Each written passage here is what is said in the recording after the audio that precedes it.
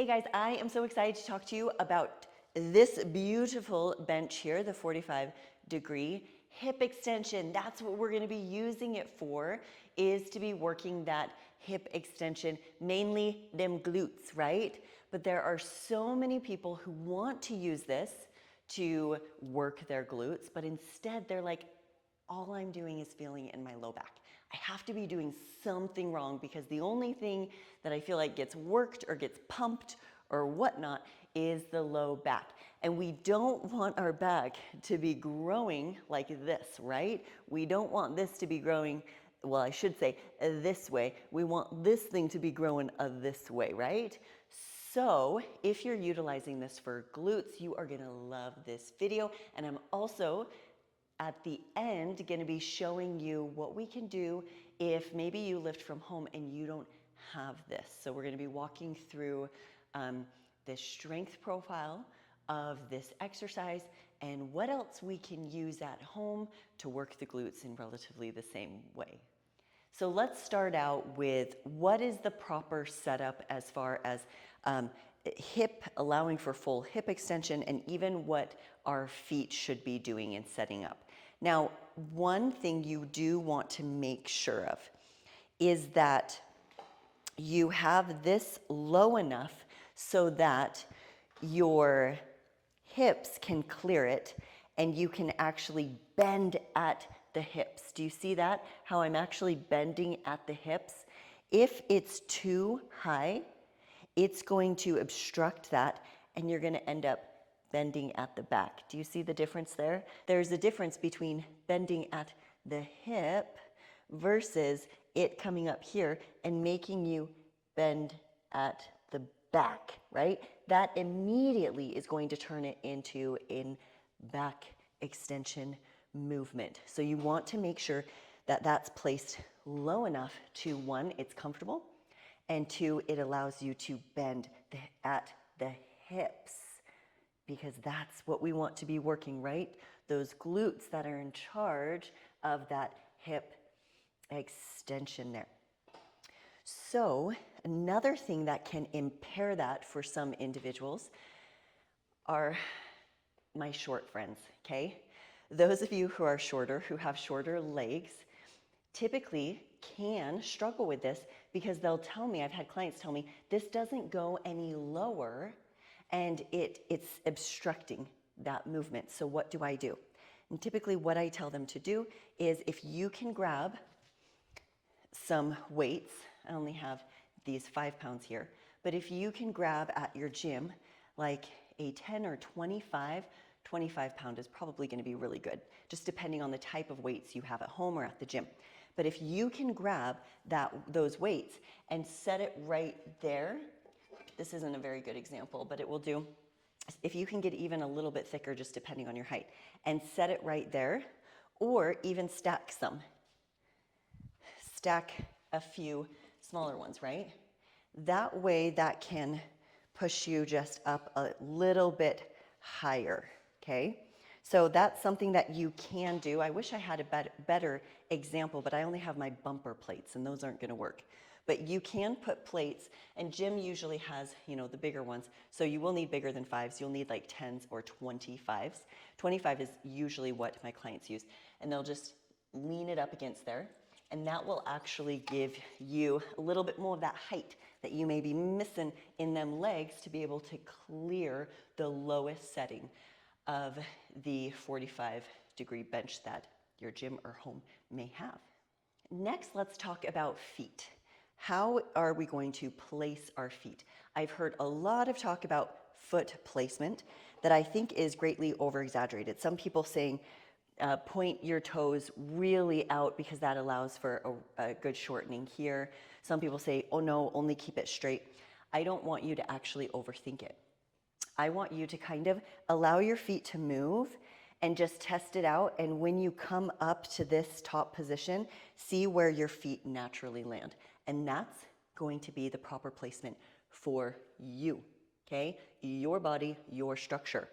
So for me, I have noticed that there is a very slight pointing out, not excessive, but a very slight pointing out that my feet just naturally land when I get in this top contracted position for the glutes. So now that we know our foot position and we know that we are to come down and really allow us to move forward, not at the back, but at the hip.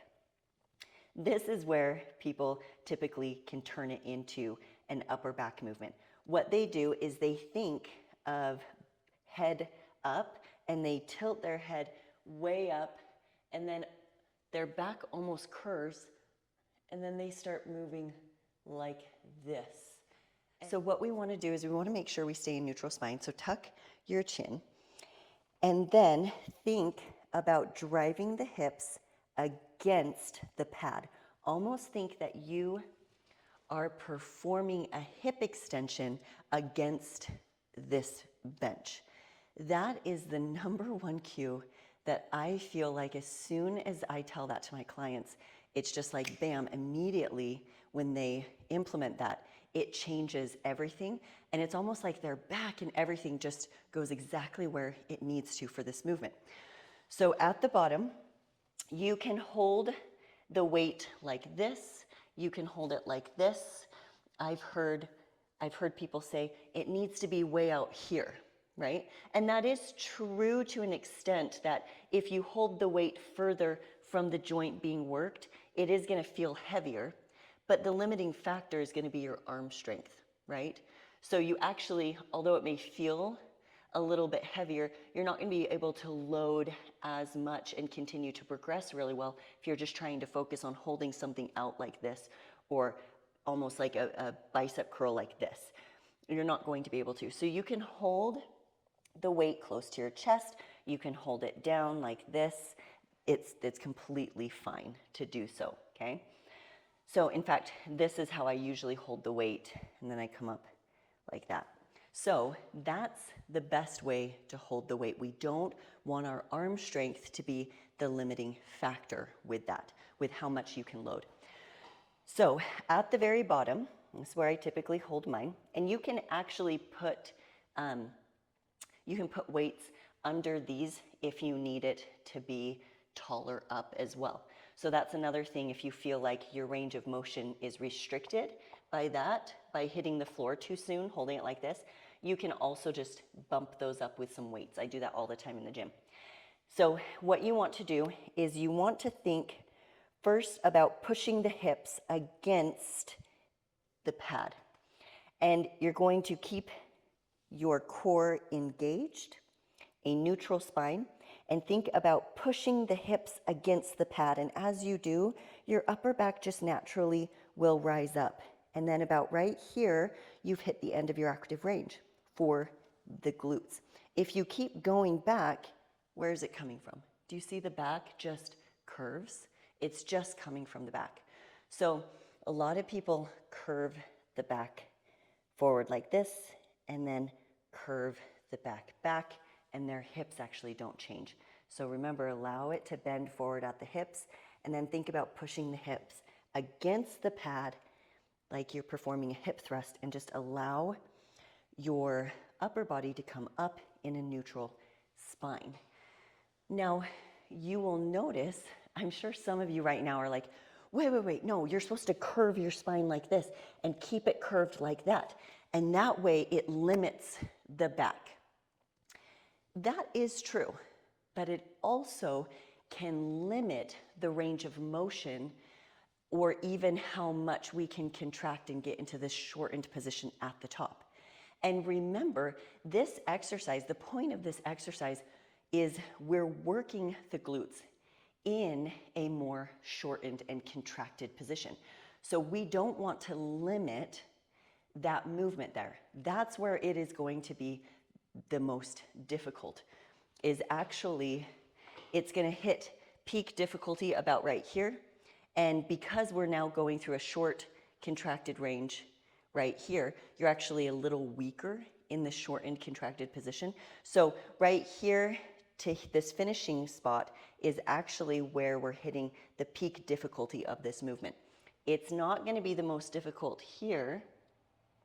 It's going to be more difficult here and here. So this range right here. So we don't want to limit this range because that's actually where we're really trying to focus and overload it. That's why we choose this exercise, is because we want to work more in that shortened position. When we arch our back like this can be a fine teaching tool to help people understand or to help people take out the back from this movement. But it will actually limit the range of motion. That's as high as I can come up. That's the most contraction I can get while my spine is flexed like this. If I'm in neutral position, I can actually get a little bit more contraction in that shortened position. So the big takeaways that I want you to take away as far as this hunchback thing goes is it's an okay way to teach somebody if you find that your other methods of teaching them to cut out the back isn't working. It's a fine technique to use. As they develop, their training age in the gym develops, and as they become more trained, they need to graduate out of that. Now, if you've ever been a coach, you know how hard it is to have somebody move away from a technique that they've been doing forever. Their body just naturally wants to keep going back to it. So sometimes it can be more painful to move them out of training like that. And so instead, I will try every other tactic before I will try that one as far as teaching this goes. But I will tell you, from teaching hundreds of women how to do this appropriately, the number one thing that has helped, the number one cue, is telling them to brace their core at the bottom and then just think about pushing the hips forward. Push, push, push, push, push, push, push forward. That has been the best cue to keep this as hip dominant and relieving those erectors or those back muscles from taking on the movement more like in this way. Okay, next guys, I'm going to be showing you an at-home alternative. So if you do have a bar, then this is something that can work, but you most definitely need some type of squat sponge or something that's going to assist you. Otherwise, it can be pretty painful. So I have placed dumbbells right here that I'm kind of leaning my heel into a bit as I go forward. Now remember, we want the same exact setup that we had with that bench. We want to make sure that this can clear and that it's not going to be obstructed. So you want to test it out a few times to make sure, okay, I can clear that, that's not getting in the way. And the same exact principles apply, that you'll want to allow for that folding forward at the hip, and then think about driving the glutes into this pad, really finishing up, squeezing at the top there. Now, oftentimes the setup for this can feel awkward for some people. They don't enjoy it as much as maybe using the bench. And there is another alternative altogether. Just use a glute bridge. Because remember what we're trying to accomplish with this movement. We are trying to work the glute max and overload it in more of a shortened, contracted position.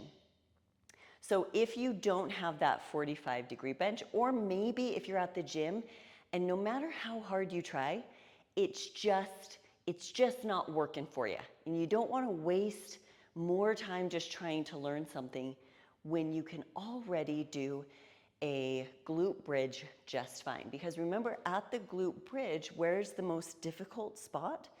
At that very, very top. So that top contraction is where the load is going to be heaviest, and you're in that shortened, contracted position. So if you find that you just don't enjoy this movement altogether, then you can substitute it for the glute bridge, or even a cable or banded kickback, because that's going to do the same thing. We're going to be working the glutes in that shortened, contracted position. So hopefully this video helps and we can turn this amazing exercise from being a erectors and back exercise into really something that allows you to work the glute max in that short position. Now remember, when it comes to hypertrophy, we are going to get a little bit more bang for our buck when we are overloading the glutes in more of a lengthened position. So be thinking something like leg press or walking lunges, those type movements, glute dominant squat, those types of things are going to be working the glutes a little bit more in that lengthened position. So that's going to be the primary movement for the day. And then the secondary can be something like the kickback or the 45-degree, where we're just kind of adding the finishing touches, if you will, or some accessory or secondary work to the glutes, just to make sure that we have a well-rounded glute program.